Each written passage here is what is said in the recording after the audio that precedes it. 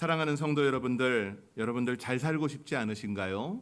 사람들은 누구나 다 잘 살고 싶어 합니다. 근데 그 잘 사는 것에 대해서는 우리 각자가 아마도 다 다를 겁니다. 어떻게 하면 여러분 잘 사는 걸까요?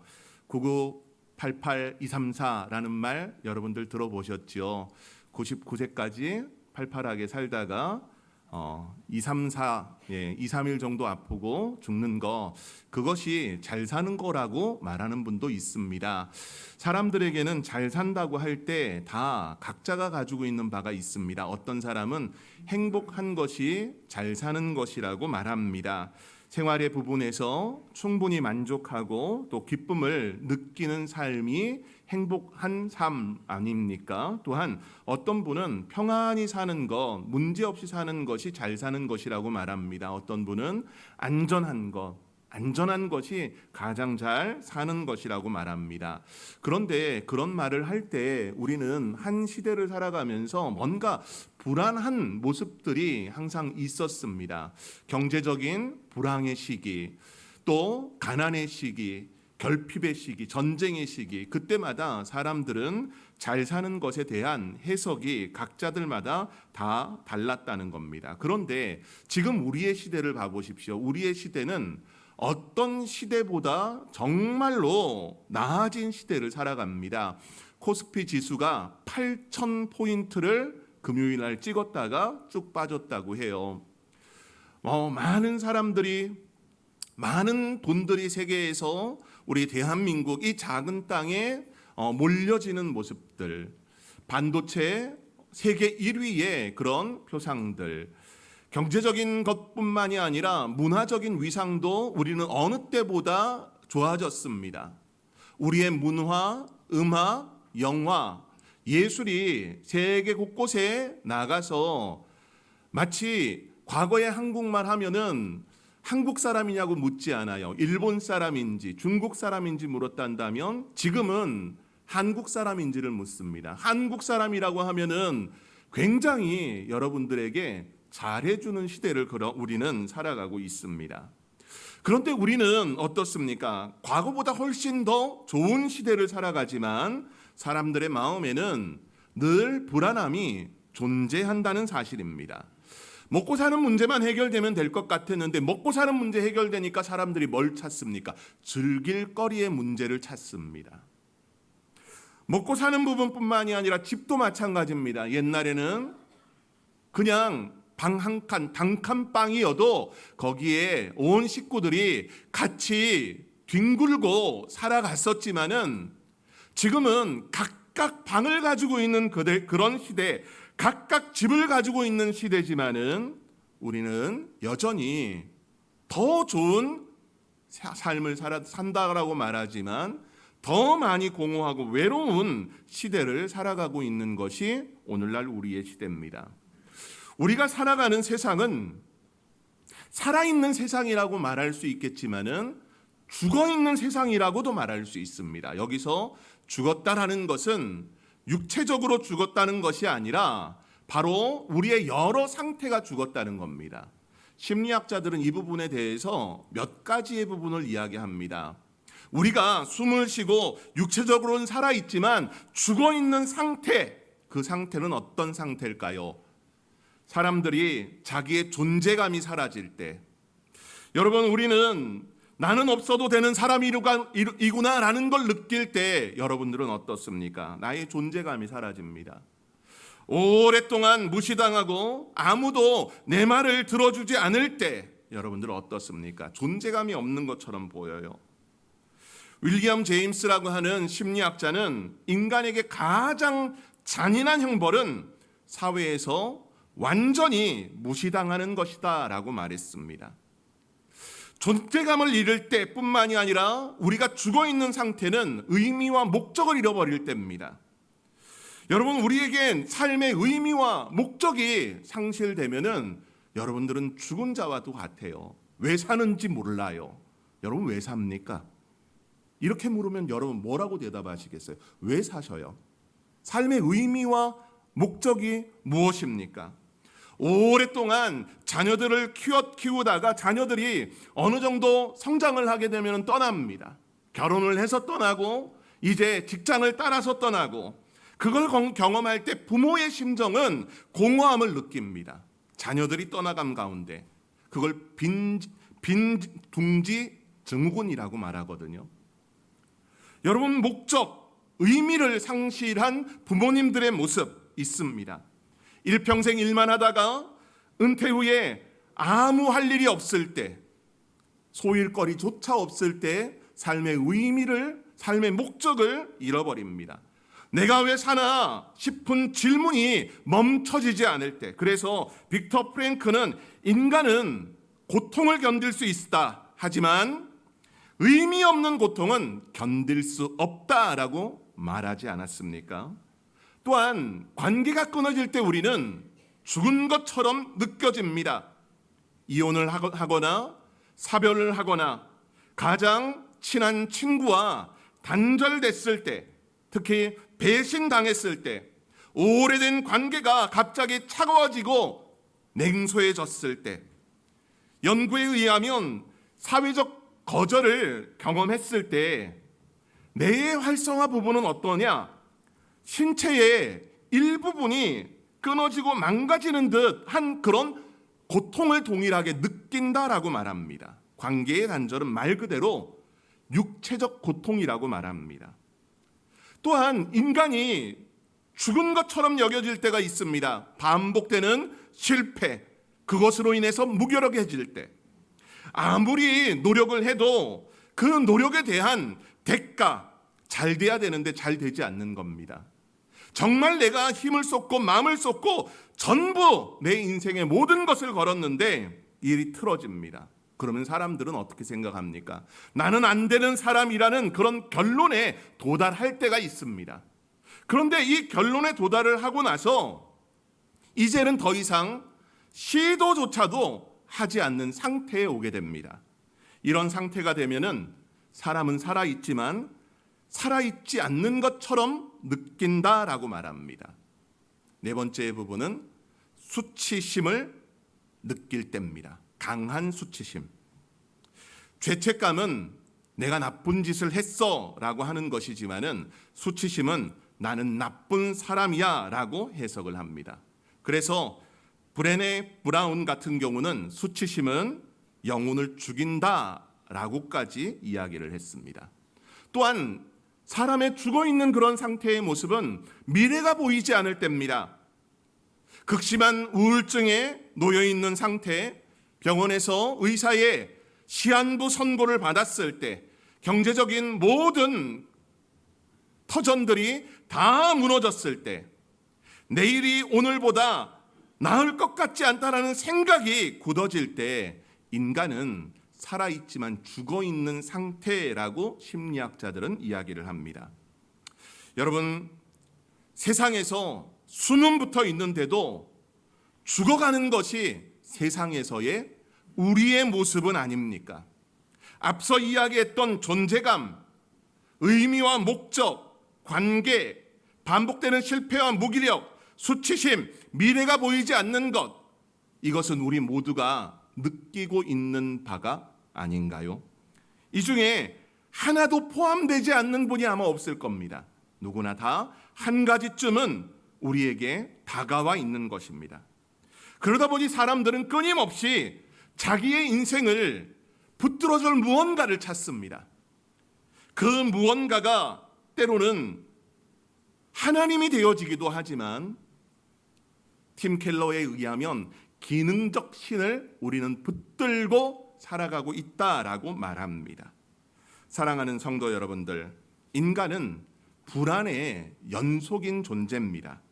이런 우리의 심령이 이 세상, 죽음의 세상에서 어떻게 생명의 길을 걸어갈 수 있는가, 그 부분을 오늘 시편 16편을 통해서 말씀을 보기를 원합니다. 인간은 원래 하나님 없이 자기의 생명을 붙들 수 없는 존재로 창조되었습니다. 다윗도 죽음의 세상을 경험합니다. 사울에게 쫓기고 광야를 떠돌았고 가까운 사람들에게 배신당하고 아들 압살롬의 반역을 경험하지 않았습니까? 다윗의 인생은 마치 쨍하고 해 뜰 날만 있었던 것이 아니라 깊고 어두운 스월, 가장 깊은 터널 속에 있었던 것도 다윗임을 우리는 헤아려야 할 것입니다. 그런 상태 속에서도 오늘 다윗은 내가 흔들리지 아니하리로다 라고 고백합니다. 어떻게 이런 고백이 가능할까요? 오늘 말씀을 통해서 죽음의 세상에서 생명의 길을 걷는 사람이 누군지 우리가 함께 살펴보기를 소망합니다. 여러분, 본문 8절 말씀을 우리가 먼저 한 목소리로 읽어볼까요? 시작. 내가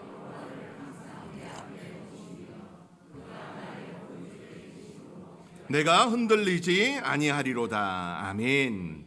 여러분, 생명의 길을 걷는 사람은요, 하나님을 자기 앞에 두는 사람이 바로 생명의 길을 걷는 사람이라는 겁니다. 여기에 본문을 보게 되면은 8절 말씀에 이렇게 좀 중요한 단어가 하나가 있어요. 그 중요한 단어가 뭐냐 하면은 모심이여라고 하는 단어입니다. 모셨다라는 거예요. 모셨다는 것은 단순하게 하나님을 기억하고 하나님을 가까이 하는 것만 이야기하는 것이 아닙니다. 이 말뜻을 히브리 원어로 보게 되면은 네게드사바라고 하는 이 두 개의 단어가 합성되어 있는 건데요. 내 앞에 모심이여라고 하는 단어, 즉 내 앞에 둔다는 겁니다. 내 앞에 둔다는 것은 시야 중심에, 내 시야 중심에 고정시킨다는 것을 이야기하고 있는 거예요. 하나님을 내 시야의 가장 중심에 두고 있는 것. 여러분 어떻습니까? 우리가 이 과거 설교를 몇 번 들으면서 이거 테스트 해본 거 기억나세요? 우리의 인간의 눈은 완벽하지 않아요. 어느 한쪽 눈만 정시를 하고 있는 것이고 어느 한쪽 눈은 좌측으로 쏠렸든지 우측으로 쏠렸다고 말씀을 드렸어요. 두 개의 이 눈이 초점이 맞은 가운데서 우리가 명확하게 볼 수 있는 거거든요. 오늘 하나님을 내 앞에 둔다, 내 시야 중심에 둔다라고 오늘 다윗은 고백을 합니다. 사람은요, 누구나 반드시 무언가를 자기 앞에 두고 살아갑니다. 그것을 때로는 우리는 트로피라고 말할 수 있을 거예요. 인생의 트로피. 여러분들이 성취해서 받은 트로피도 있지만 때로는 우리가 성취하게 될 것을 소망하면서 트로피를 우리 앞에 두기도 합니다. 그걸 바라보면서 여러분 어때요? 여러분들의 인생의 트로피는 뭡니까? 여러분들의 자녀가 될 수도 있고요. 여러분들의 은행 통장 잔고, 재산일 수도 있습니다. 때로는 여러분들의 건강이 바로 그런 트로피가 될 수도 있고요. 성공이나 사람들로부터 인정이 그런 트로피가 될 수 있습니다. 여러분 중에 파크 골프, 또 골프 좋아하시는 분들, 홀인원 해보신 분들 있습니까? 아니면 이글을 했다든지 그런 분들 모임에서 뭐 만들어줘요? 이 황금 골프공을 선물한다든지 아니면 트로피 만들어주잖아요. 언제 어느 골프장에서 이글을 했다, 아니면은 홀인원을 했다라고 해가지고 막 그 소고기 사고 막 그런다면서요. 그런 보험도 또 있다면서요. 저는 잘 모르겠는데 그렇다고 해요. 그거 가져와서 그럼 어디다 둡니까? 내 눈에 가장 잘 보이는 곳에 놔두겠죠. 그러면서 우리 집이나 회사에 손님이 오면 그거 보면은 뭐라고 하겠어요? 자랑하지 않겠습니까? 이게 우리의 모습이에요. 내가 뭔가 누군가에게 드러내고 나타낼 수 있는 것, 내 가장 중심에 있는 그것, 그 트로피, 우리에게는 누구나가 다 있다는 겁니다. 근데 여러분, 그 트로피가 전부일까요? 그렇지 않더라고요. 그 트로피, 성취해서 얻은 트로피가 됐든 앞으로 성취하게 될 트로피가 됐든 여러분, 그 트로피는 완벽하진 않다는 겁니다. 사랑하는 성도 여러분들, 우리는 붙들고 있는 우리의 트로피가 흔들리면은 그 흔들림 가운데 우리 또한 흔들립니다. 우리는 흔들리지 않는 뭔가를 붙들어야 됩니다. 과거에 비행기 한 대가 대서양에 추락을 합니다. 그래서 그 탑승자 228명 모두가 다 사망을 하게 됩니다. 근데 사고 이후에는 사고의 원인을 규명을 합니다. 그 비행기에 있던 이 블랙박스를 수거해 가지고 확인을 해봅니다. 근데 충격적인 사실이 발견돼요. 어떤 사실이냐 하면은 비행기 자체에 아무 결함이 없었다는 겁니다. 또한 악천후 속에 자동 항법 장치가 잠깐 꺼졌는데 그 잠깐 꺼진 이 자동 항법 장치로 인해서 조종사들이 뭔가 기준으로 비행을 해야 되는데 그 기준을 상실한 겁니다. 그러다 보니까 모든 계기판이 정상적이었고 비행기도 멀쩡했는데 조종사가 자기의 감각을 믿기 시작했고 결국 잘못된 조작을 해서 비행기가 추락하고 말았다는 겁니다. 여러분, 인간의 감각은 동물적이라고도 말합니다. 여러분 중에서는 동물적인 분들이 있어요. 뭔가 위에서 딱 떨어지는 거 감지하면 뭔가 위험하다. 동물적으로 반응하는 분도 있지만 여러분, 그 감각이 전부는 아닙니다. 저는 방향 감각이 굉장히 좋습니다. 어디다 버려놔도 찾아올 수 있어요. 그런데 얼마 전에 호텔 지하주차장에 들어갔는데 제 위치를 모르겠는 거예요. 어디로 가야 되는지. 들어오긴 들어왔는데 나가야 되는 데가 어딘지를 모르겠는 거예요. 물론 그 주차장이 굉장히 넓은 쇼핑몰 주차장이었기 때문에 누구나 다 헷갈릴 수 있습니다. 우리는 그런 존재라는 겁니다. 감각적으로는 우리 스스로가 자부하지만 결국 우리의 감각은 완전하지 않음을 우리는 알아야 한다는 겁니다. 여러분, 우리의 인생에 흔들리는 이유는 감각이 없어서가 아닙니다. 고정해야 될 중심을 잃어버렸기 때문입니다. 다윗은 광야에서 사울의 추격 속에서 아들 압살롬의 반역 속에서도 고정되어 있었습니다. 그가 무너지지 않았던 단 하나의 비결은 내가 여호와를 항상 내 앞에 모심이여, 폭풍 속에서도 그 시야가 고정되어 있었습니다. 하나님이 항상 자기 앞에 그 시야의 중심에 두었기 때문인 것입니다. 저는 여러분들의 인생이 다윗이 말하는 것처럼 여호와 하나님을 우리 앞에, 우리 시야에 고정하며 살아가는 믿음의 성도들 되기를 소망합니다. 여러분, 그런 인생을 살아갈 때 오늘 다윗은 또 뭐라고 말할까요? 본문인 8절 말씀 후반의 부분을 보게 되면은 그가 나의 오른쪽에 계심으로 내가 흔들리지 아니하리로다 말합니다. 여러분, 하나님을 앞에 둔 사람을 다윗이 이야기하다가 오늘 본문을 보게 되면 그가 나의 오른쪽에 계심으로 내가 흔들리지 않는다라고 합니다. 여러분, 오른쪽이 의미하는 바는 다 다양할 거예요. 오른쪽은 좋은 것을 좀 많이 의미합니다. 그런데 오늘 이 본문의 말씀에서 하나님이 나의 오른쪽에 계시다는 것, 여러분, 전쟁을 나가게 되면은 전쟁의 그 자리에선 항상 약점이 되는 것이 있습니다. 여러분, 만일 전쟁이 일어나가지고 저도 부대에 다시 입대를 해가지고 전투의 자리로 나간다면은 제 가장 큰 약점은 뭘까요? 제 가장 큰 약점. 훈련을 안 받은 것? 아니요, 저는 훈련 받았습니다. 물론 독서실에서 관리병 했지만 훈련 다 받았어요. 제 약점은 키입니다. 덩치입니다. 누구보다도 타겟이 커요. 키가 크기 때문에 남들 이 높이로 총알이 빗발을 친다면은 저는 180cm만 돼도 스치면 저는 사망입니다. 근데 그건 오늘날 전쟁이고요. 다윗의 시대로 돌아가서 다윗의 시대의 전쟁에 나간다면은 이 군사의 가장 약점이 되는 자리는 어딜까요? 어디라고 생각되십니까? 바로 오른편입니다. 왜 그러냐? 무기는 다양합니다.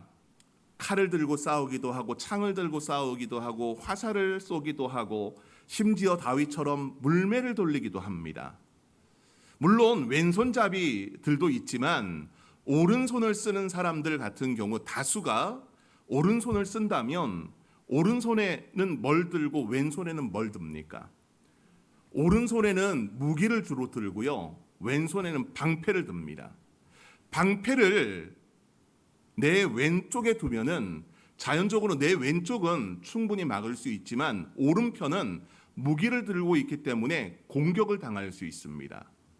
그런데 다윗이 뭐라고 말하냐? 하나님께서 나의 오른쪽에 계심으로 라고 말합니다. 나의 가장 취약한 자리, 그 취약한 자리에 하나님이 나를 붙들고 나를 지키시고 계시다고 말합니다. 우리의 인생이 흔들리는 이유는 문제가 많아서가 아니라 진짜 이유는 붙들어야 할 그 중심이 흔들리고 하나님을 잊어버리고 있기 때문이라는 겁니다.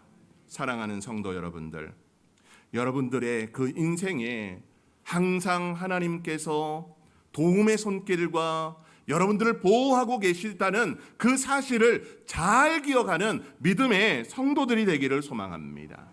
오늘 본문인 9절 10절 말씀으로 넘어가면요, 이렇게 고백을 합니다. 이러므로 나의 마음이 기쁘고 나의 영도 즐거워하며 내 육체도 안전히 살리니 이는 주께서 내 영혼을 수월에 버리지 아니하시며 주의 거룩한 자를 멸망시키지 않으실 것임이니이다 라고 말합니다. 여러분, 다윗의 현실은 안전하지 않았습니다. 그런데도 그의 모습을 보게 되면은 내 마음이 기쁘고 나의 영도 즐겁고 내 육체도 안전하다라고 말합니다. 가장 불안할 수 있고 가장 안전이 되지 않는 자리에 있지만 다윗은 하나님으로 말미암는 기쁨, 그 영혼의 즐거움, 육체의 안전을 느끼고 있다는 겁니다. 그러나 여러분들 한번 생각해 보세요. 여러분들이 생각하는 안전은, 여러분들이 행복하다 하는 것은 어떤 모습입니까? 우리는 대부분 상황이 좋아야 행복하고 상황이 좋아야 안전하다고 생각을 합니다. 계획대로 되면 평안하다고 생각을 하고 문제가 없어야 안심된다고 말합니다. 그러나 세상에 영원한 안전은 있습니까? 없습니다. 영원한 안전은 없어요. 오늘 잠깐은 안전하다고 말할 수 있고 행복하다고 말할 수 있지만 시간이 하루, 아니 하루가 뭐예요? 반나절, 아니 1시간만 지나도 이 모든 것은 다 무너져 버릴 수 있다는 겁니다. 그래서 인간은 늘 불안합니다. 그러나 다윗은 하나님이 자기의 생명의 근원이시기 때문에 기쁘고 더 깊은 곳으로 내려가서 스올에 버려질지라도 버리지 아니하시며 라고 말하고 있는 겁니다. 여러분, 스올이 뭡니까? 스올이라는 것은 지옥을 이야기하기도 하고 무덤을 이야기하기도 합니다. 때로는 구덩이라는 번역으로 쓰이기도 해요. 이 세 가지의 모습을 고스란히 본다면은 죽은 자의 세계를 이야기하는 것이 스올입니다. 죽음의 세계. 인간이 가장 두려워하는 마지막 그 현실의 모습이 때로는 스올 아닙니까? 오늘날 시대 병원도 있고요. 이런 복지의 사각지대를 줄이기 위한 사회적 시스템도 많이 좋아졌습니다. 이미 어느 정도 여러분들의 미래를 또한 계획할 수 있습니다. 그런데 고대 시대를 한번 생각해 보세요. 그들에게는 늘 죽음이 가까이 있었습니다. 전쟁은 매우 흔했습니다. 여러분, 우리나라 전쟁이 언제 있었습니까? 1950년에서 52년. 한국전쟁, 6.25라고 불리는 전쟁이 그때 있었죠. 물론 전쟁은 세계 곳곳에서 끊임없이 발생됩니다. 하지만 고대 사회는 전쟁이 매우 흔했습니다. 눈 뜨고 일어나면은 어느 순간 소집이 되고 전쟁에 끌려가야 했습니다.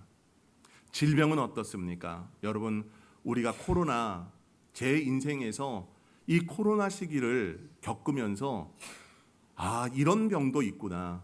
세계가, 우리가 글로벌한 시대라고 했는데 어디도 가지 못하는 단절의 시대, 여러분들 다 처음 그때 겪으셨잖아요.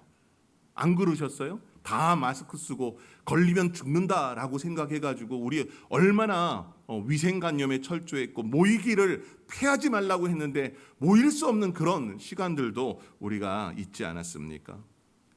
질병은 우리에게도 치명적이지만 고대 사람들의 질병은 어떻습니까? 더욱더 치명적이었습니다. 그들의 평균 수명은 짧았습니다. 성경을 보면 이 왕정 시대에 100살 넘는 선지자들도 있기는 하지만 그 시대에 정말 결핍의 시대였기 때문에 기대 수명 자체가 굉장히 짧았습니다. 아이들의 사망률도 높았습니다. 기근과 재난은 반복되었습니다. 당시의 사람들에게 죽음은 우리가 생각하고 있는 죽음은 철학적이라고 말할 수 있겠지만은 당시의 사람들에게는 현실적, 일상적인 현실의 모습이었습니다. 수월이라고 하는 단어를 썼습니다. 세상 속에서 하나님이 여러분들을 수월에 어떻게 하신다? 버려두지 않으신다라는 말씀을 합니다. 여러분, 이 말씀이 얼마나 당시에 다윗과 그 시대를 살던 사람들에게 위로가 되었겠습니까?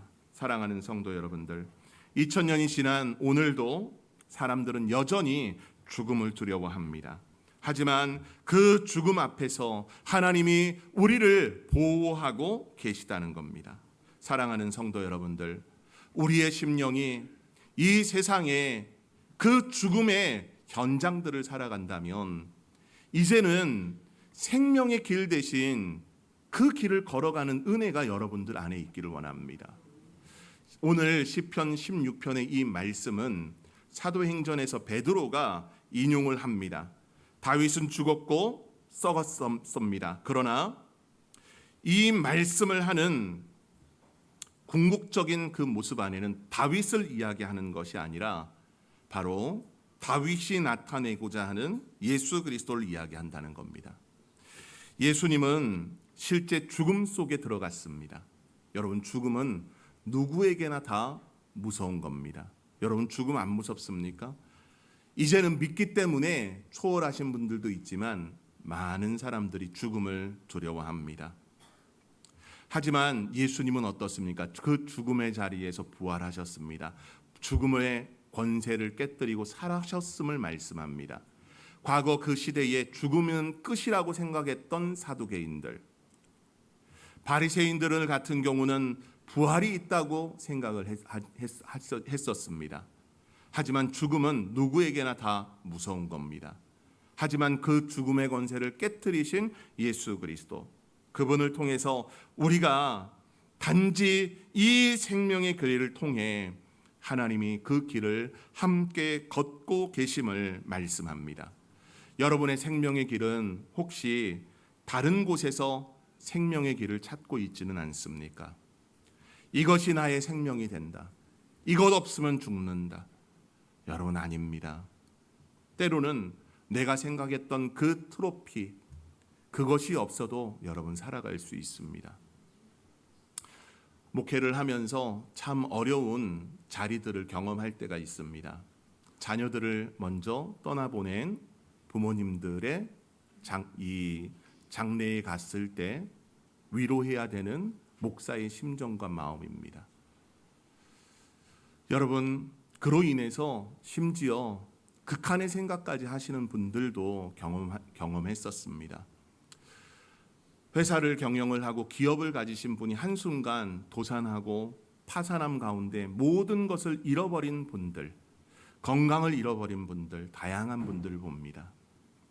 그런데요, 그것이 마치 우리의 트로피, 우리의 생명의 길처럼 보이지만은 그것이 전부는 아니라는 겁니다. 우리가 지난주 욥기의 말씀 함께 읽지 않았습니까?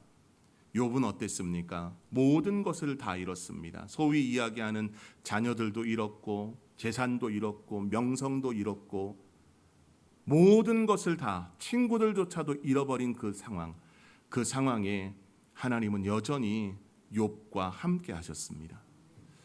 우리의 인생, 그 생명의 길 되어지는 것이 세상적인 것이 아니라 생명의 길이 되어주시는 것이 성경은 누구인지 우리에게 명확하게 보여줍니다. 누구십니까? 예수님께서 내가 길이요 진리요 생명이라고 말씀하셨습니다.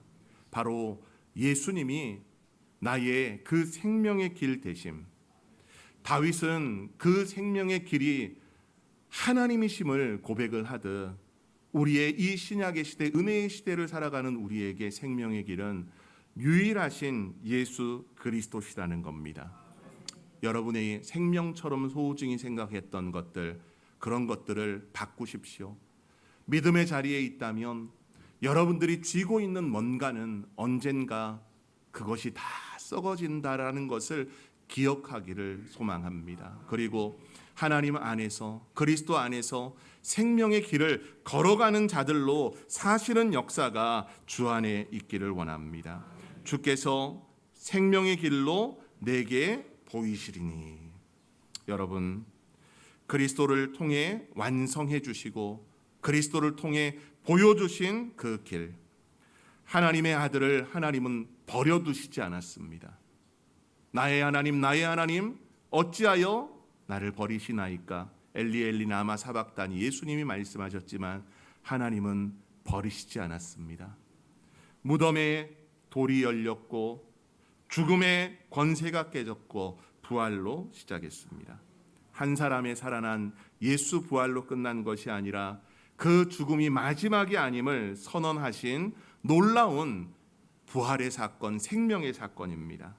우리의 인생, 그 주님이 여전히 우리의 우편에서 여러분을 지켜주심을 기억하며 이제는 놀라운 생명의 역사 속에서 그 주님과 생명의 길을 함께 걸어가고 그 생명을 함께 호흡하는 성도들 모두가 되기를 소망합니다. 오늘 이 시간이 예수로 사시는 우리 새로난 모든 가족들 되기를 소망합니다.